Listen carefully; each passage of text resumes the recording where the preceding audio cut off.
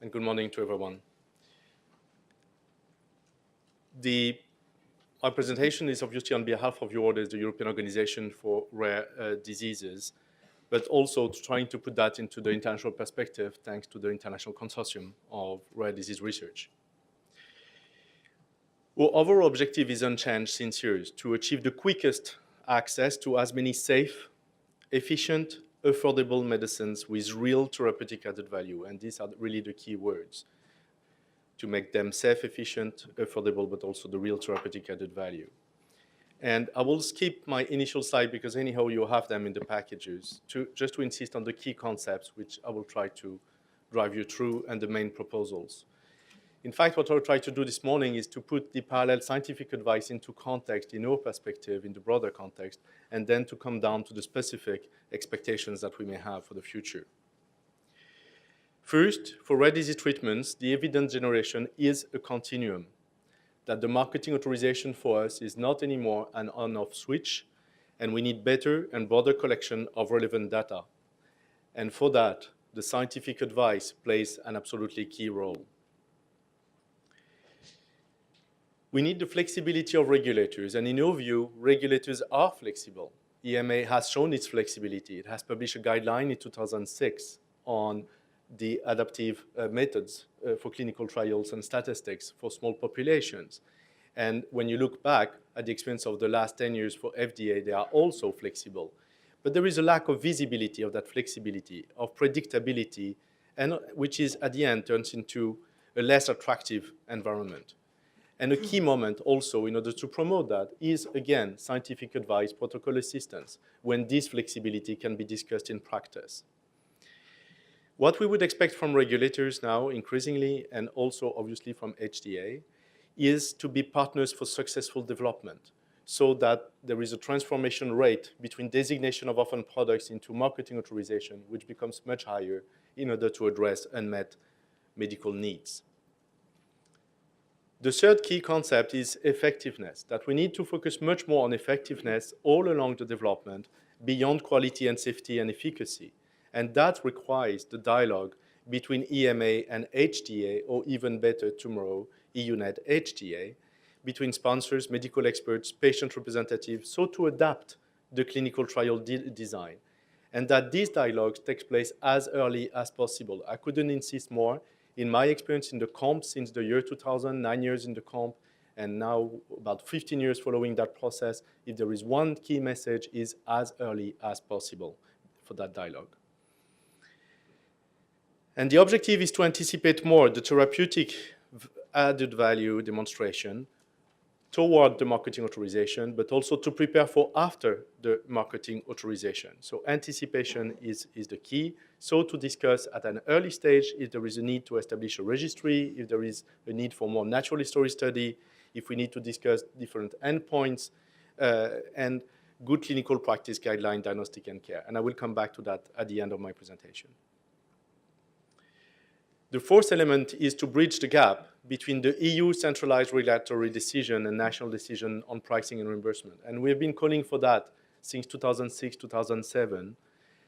One way or another, HTA and payers need to be involved in all procedural aspects of the MEA. And we are very pleased to see that these walls are breaking down now, that this dialogue is increasingly taking place, that it's becoming mainstream and obvious, that in order to be informed about the reality of the medical needs, to know the potential and reality of the product, in order to know the uncertainties about the product at a certain time, this dialogue needs to take place and to have HTA involved very early in the process to contribute to guide the generation of additional evidence for well-targeted patients and good medical practices.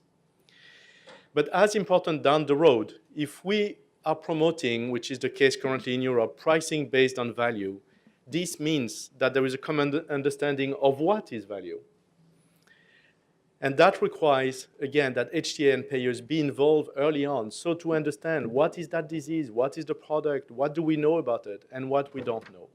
So that when it comes to them, they know what it is, but they have a plan on how the further data generation will take place.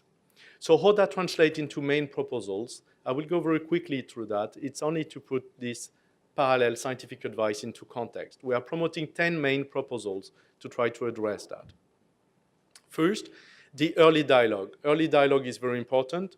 We are well aware about the initial pilots being performed at the EMA, but also in the context of HTA, and that's wonderful. What we need now is really much more early dialogue, very early stage, even before designation, even before coming to protocol assistance, in order to discuss informally, in a non-binding way, between EMA, HTA, payers, possibly medical experts and patients with a company about a product, in order to see if there is a real need to develop that product. Or maybe we can continue with the hospital preparation. Or maybe we can continue with the product as it is at the moment.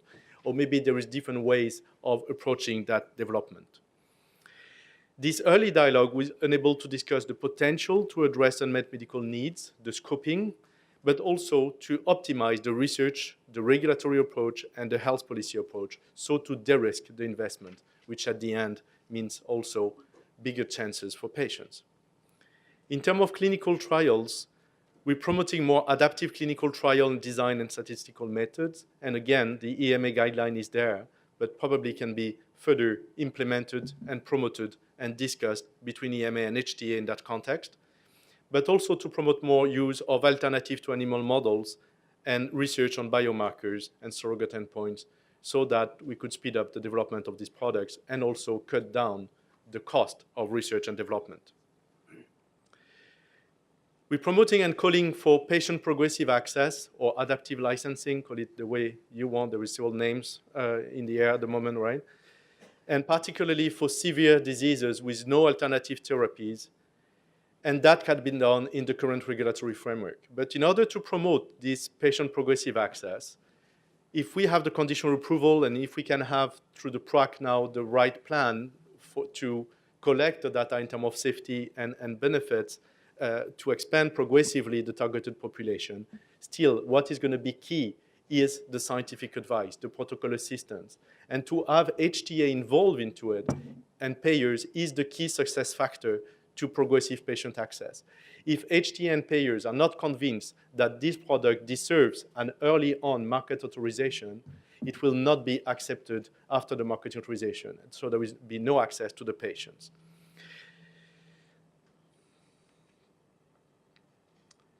We're also calling for collaboration between FDA and EMA, but let me make it clear. What is more important for us in today's context is this dialogue between EMA and HTA, if we have to choose. The top priority is the dialogue in Europe between EMA and HTA. Why? Because this is what can really enhance more the access for patients in Europe.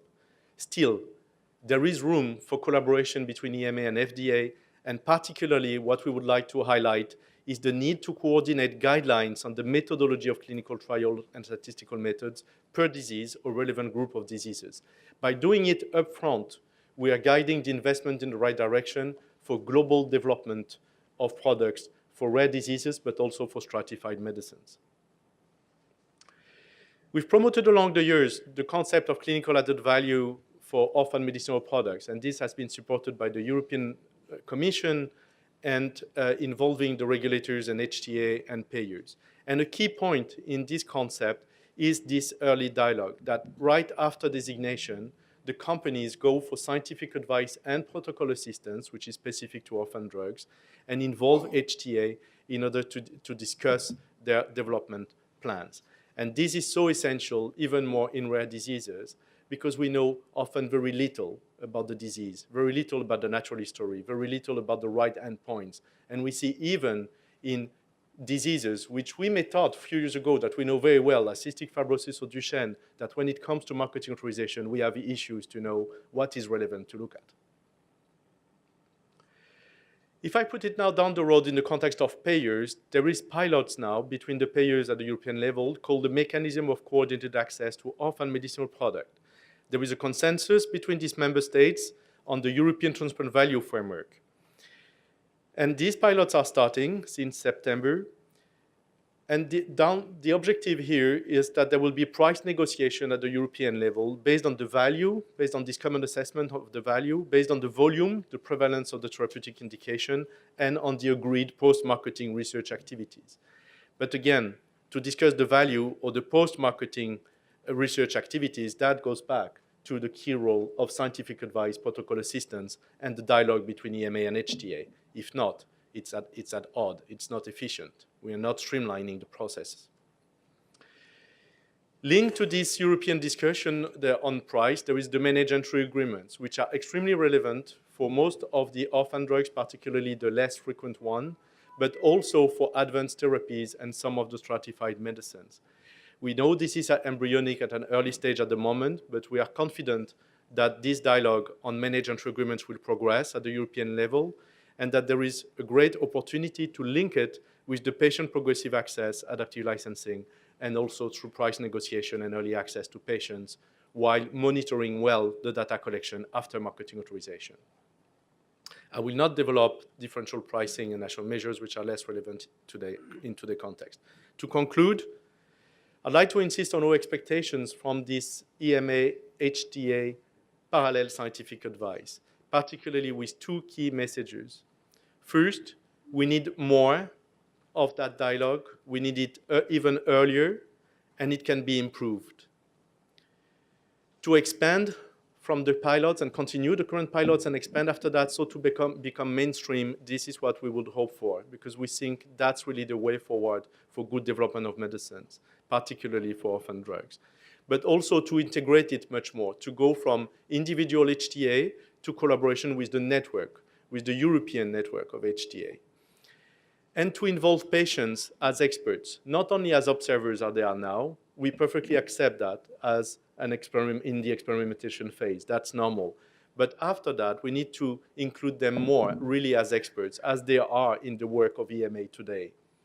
Just as a reminder, we started in 2000 to have the first patient representatives. Last year, we had 525 patient representatives participating in EMA procedures and scientific committees. So we know how to do it. There is no reason to be afraid of that. And even more so, there should be not one patient representative, but several. Please put yourself in the place of the patient representative who comes to that kind of meeting in a room like that to speak about his diseases and feeling responsible for thousands of people. It's simply not doable. It's a torture. So we need to have several patients. It's a must. And we need to recognize that it's a learning curve, that it will take training, it will take time, but it is by doing that everybody will learn how to do it well. And it requires time to be prepared. The second key message is the guidelines. We really would like to encourage EMA and HTA in this collaboration to anticipate much more the development of guidelines on clinical trials for disease-specific or group of diseases, where there is several products under development. We know from the designation in the COMP that there is clusters of product developed in some diseases. It's possible to develop these guidelines. And we will encourage very strongly to look at the patients-focused outcome measures, and the EMA experience in its workshops involving patients to do that is excellent. But also, I showed the next slide, a document that probably most of you already know, although it's very recent. It's an 80 pages document published by FDA on how to involve patients into the processes. And I think EMA has been ahead of that, really, since 2000. But now, I think FDA is moving up very quickly. So we need to look at this very well-designed structure, which is summarized in that slide, on how to develop patient-focused outcome measure. And that requires an anticipation of 12 to 18 months before scientific advice protocol assistance.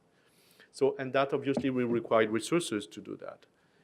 So that's really the second and last message on which I wanted to insist. And now to finish, just to say that, for the development and successful development of more orphan medicinal products, which I remind you, we have the goal in the international consortium initiated by the European Commission to have 200 new orphan drugs by the year 2020. What we need is to encourage sponsors of designated orphan drugs to trigger this parallel procedure. So companies need to be daring to use it, not to wait. Second, to have parallel scientific advice protocol assistance being more developed, and also to have the flexibility and involve patients in the risk appreciation much more. And what we need for us is more Europe, not less Europe, and Europe is the only competent level. Thank you very much for your attention.